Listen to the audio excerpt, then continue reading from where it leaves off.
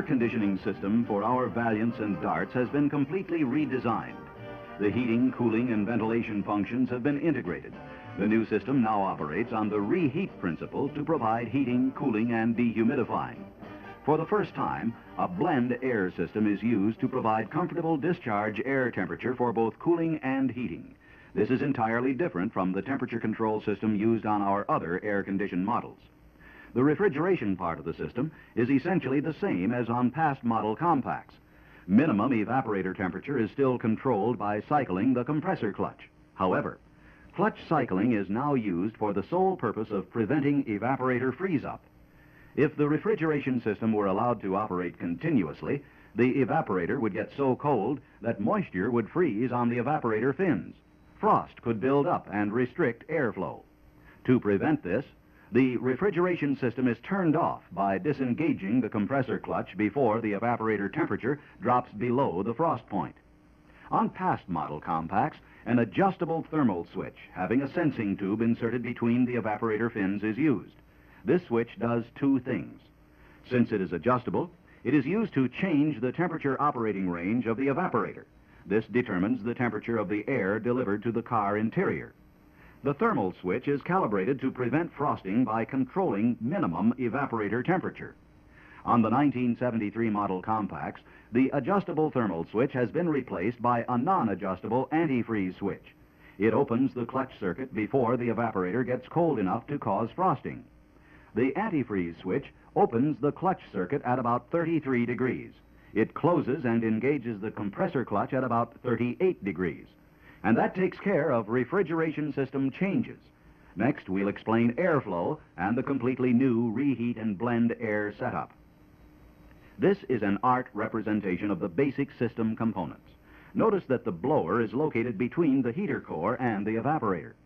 For all operating conditions except maximum cooling, outside air is drawn in through the grill and plenum chamber, which are an integral part of the body structure.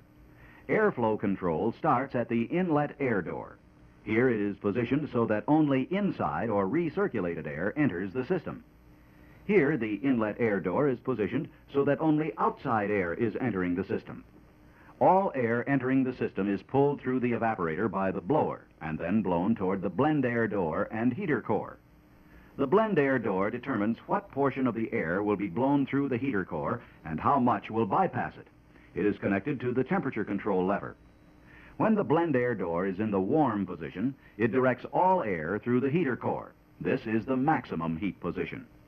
Here, the blend air door is in the mid position so that part of the air is directed through the heater core. The remainder of the air bypasses the core without being heated. In the cool position, the blend air door shuts off flow through the heater core. All air is bypassed to the distribution outlets without being heated. This is the mode or air conditioning heat door. Its job is to direct air to either the air conditioning outlets or to the heat and defrost outlets. Here, the mode door is positioned so that cool air is delivered to the air conditioning outlets. In this illustration, the mode door is directing warm air toward the heat defrost door. It has shut off all flow to the air conditioning outlets. When the heat defrost door is in the up position, only a small amount of the air is delivered through the defroster outlets. Most of the air is delivered to the low-level heat outlets. In the down position, the heat defrost door directs most of the air upward to the defroster outlets and the remainder to the heat outlets. So far, we've covered the basic airflow and the various doors used to direct air through the system. Next, let's take a look at the controls and the actual hardware. This is the vacuum-operated water flow valve. It is spring-loaded in the open position. In other words, it allows water to flow through the heater core as long as there is no vacuum applied to it.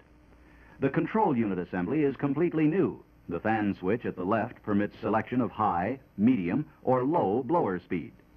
A 6-position selector lever is used to obtain the heating or cooling mode desired. These modes are off, max AC, AC, vent, heat, and defrost. In this illustration, you can see that the selector lever is mechanically connected to a combination electrical and vacuum control switch. The electrical portion of the switch turns the compressor clutch and blower motor feed circuits off and on depending on the mode selected. However, the antifreeze switch actually controls clutch cycling and the fan switch determines blower speed.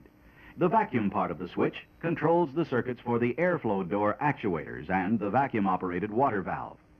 The temperature control lever is connected to the blend air door in the heater housing by a flexible cable.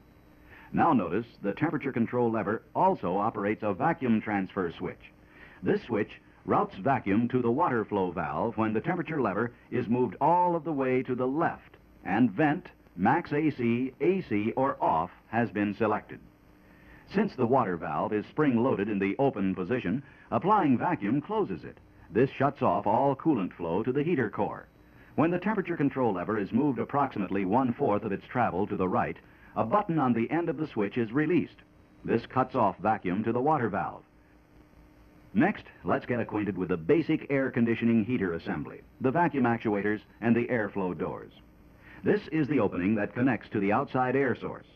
Here, outside air is shut off by the combination outside recirculating air door. Applying vacuum to the rod side of this vacuum actuator opens the door to outside air and shuts off the recirculated air opening at the end of the housing. Applying vacuum to the other side of the actuator moves the door so that the system is open to inside air and closed to outside air. Incidentally, this is the antifreeze switch. The resistor block for the blower circuit is mounted here on the passenger side of the evaporator housing. The entire evaporator housing assembly can be removed from the car for service without disturbing the heater housing and heater core. The evaporator housing is made in two parts. The upper or cover part can be removed, allowing easy access to the evaporator. The lower part of the evaporator housing is referred to as a bathtub design. That's because it is deep enough to collect condensed moisture and has no seams which might leak. The rubber evaporator drain tube is a one-way valve. It is opened by the weight of water collected in the housing. It closes automatically to prevent hot air and engine fumes from entering the system. If the tip of the drain tube is cut or damaged, air will be sucked into the evaporator housing. The resulting airflow will cause condensate to be picked up by the blower and sent into the discharge side of the system. The blower is easily removed from the engine compartment side of the firewall without disturbing the other components. At the left end of the assembly, the entire distribution section can be removed from inside the car. This lets you service the heater core without disturbing the evaporator. Here we see the cable-operated blend air door moving into the warm position. In other words, the door is closing off the bypass so that all air will be directed through the heater core. As the door is opened, more and more air is allowed to bypass the heater core.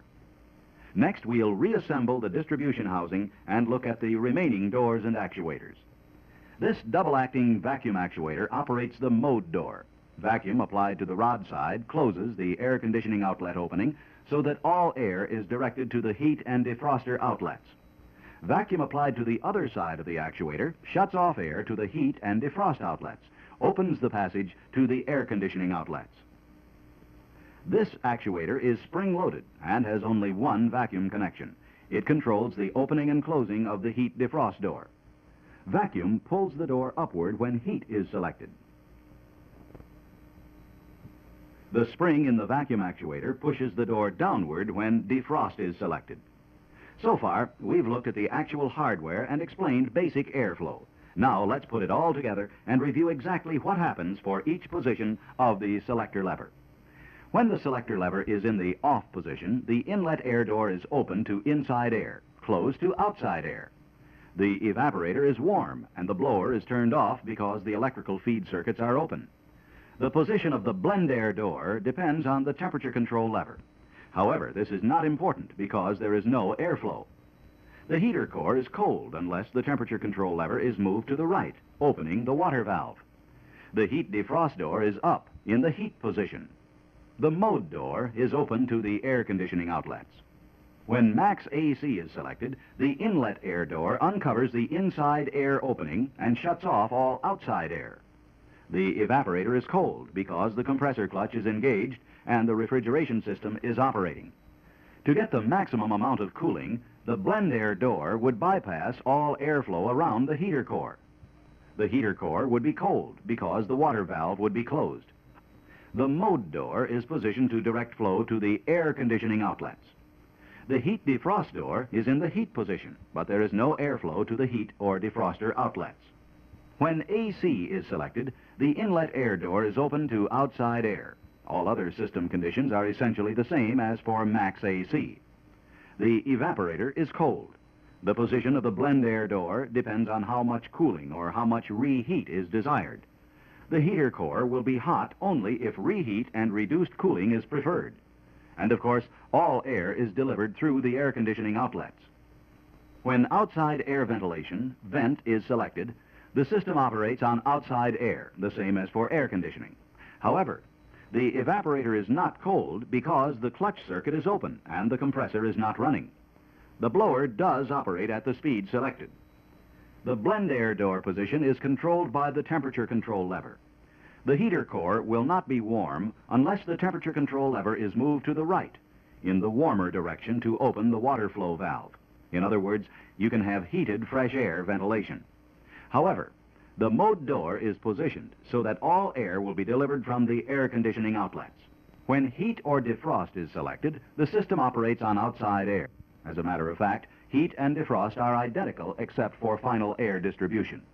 There is no cooling at the evaporator because the compressor clutch feed circuit is open. The blower operates at any one of the 3 speeds selected.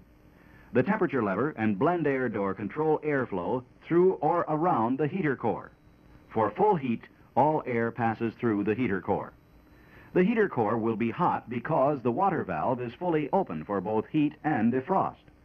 The mode door directs all airflow to the heat defrost door. It shuts off the AC outlet. When heat is selected, the heat defrost door directs most of the warm air out through the low-level outlets.